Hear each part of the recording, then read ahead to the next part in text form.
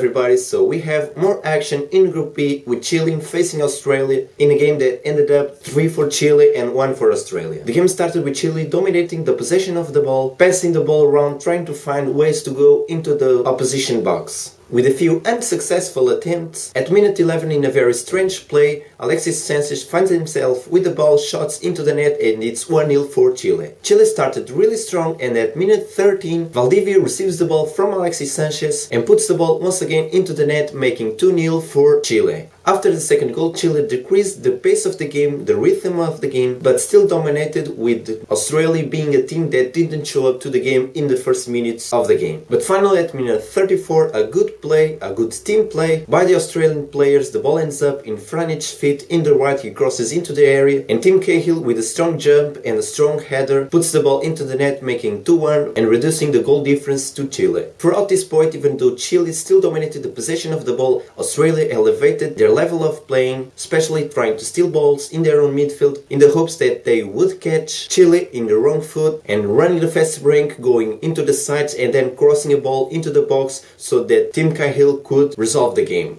From this point on, the game was really slow, with a few chances for each side, but none of them with real danger, until minute 56 when Davidson crosses from the left and Bresciano finds himself with the ball, shoots, and Chile's goalkeeper makes an amazing save. As I said, Australia was playing mainly in the fast break, going into the sides, and the player that stood out in this type of game was their winger Lecky. He made a few very good runs, causing a few scares for the Chile team. For Australia, Tim Cahill had a few more opportunities, but was unable to score. And as I said, Lecky was playing really good on the sidelines, and in the final minutes Australia did have a little bit more possession than in the beginning of the game. Chile makes a sub and Bonsejour comes into the game, giving a new dynamic to the Chile team, especially running through the left and making a few plays of danger, and he was rewarded with the goal really on the end of the game at minute 91 after a Pineda shot that was saved by the goalkeeper, and the rebound goes to Bonsejour that scores and settles the game at 3-1, Chile winning Australia. In this game Chile started very strong but then slowed down the game, and Australia was really a surprise in the way they played. I didn't think much about this team, but they played much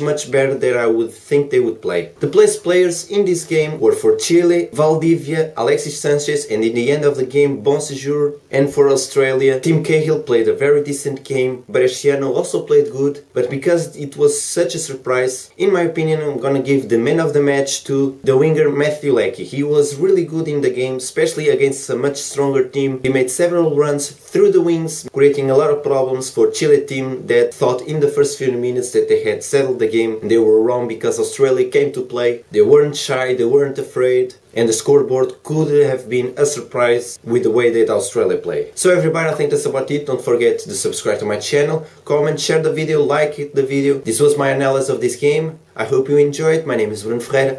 I'll see you next time.